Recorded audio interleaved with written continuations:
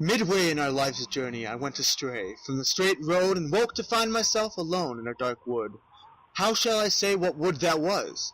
I never saw so drear, so rank, so arduous a wilderness. Its very memory gives a shape to fear.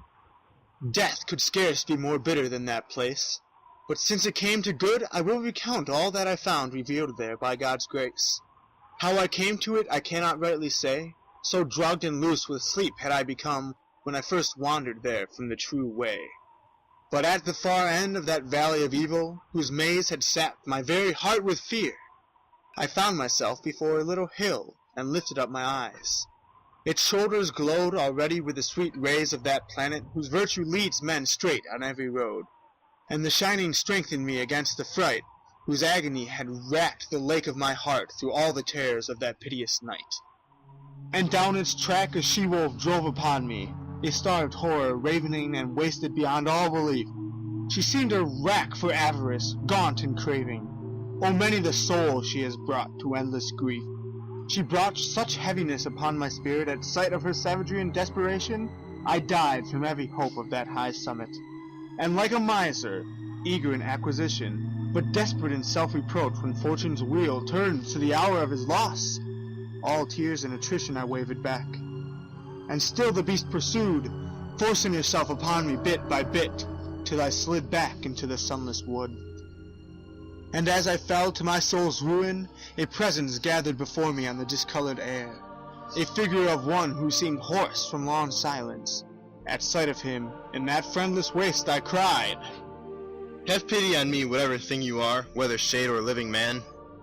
And it replied, "She mates with any beast, and will mate with more before the greyhound comes to hunt her down. He will not feed on lands nor loot, but honor and love and wisdom will make straight his way. He will raise between Feltro and Feltro, and in him shall be the resurrection and new day of that said Italy for which Nisus died, and Turnus and Euryalus and the maid Camilla. He shall haunt her through every nation of sick pride, till she is driven back forever into hell whence envy first released her onto the world. Therefore, for your own good, I think it well you follow me, and I will be your guide, and lead you forth through an eternal place. There you shall see the ancient spirits tried in endless pain, and hear their lamentations as each bemoans the second death of soul. Next you shall see upon a burning mountain souls in fire, and yet content in fire, knowing that when's over, it may be they yet will mount into the blessed choir, to which, if it is still your wish to climb, a worthier spirit shall be sent to guide you."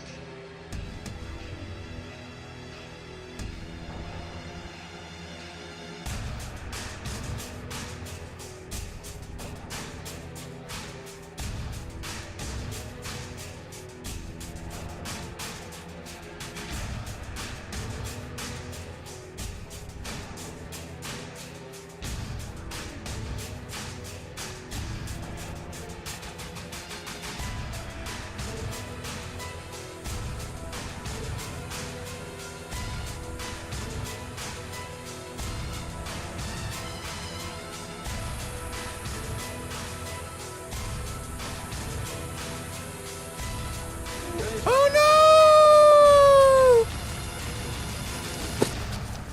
no!" Ah! Jake, no.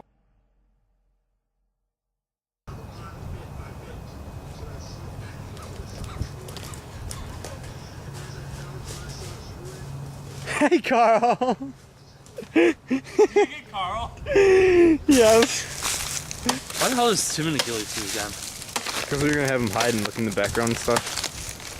And on scenes we're not gonna pan for.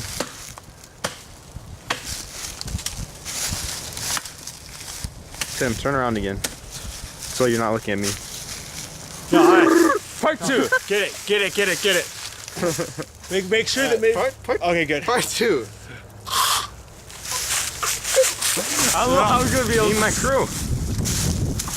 You mean me and my crew, jeez. No, I mean I'm the guy with the camera and the toga. Which makes me win. Jackson, I believe. So,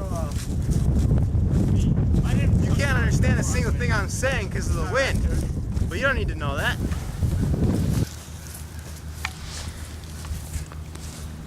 Go. How does it taste, Dante? Ready, yes? Guys ready for this? Watch out, ready? Okay. Set it in pillows. Now run to the side.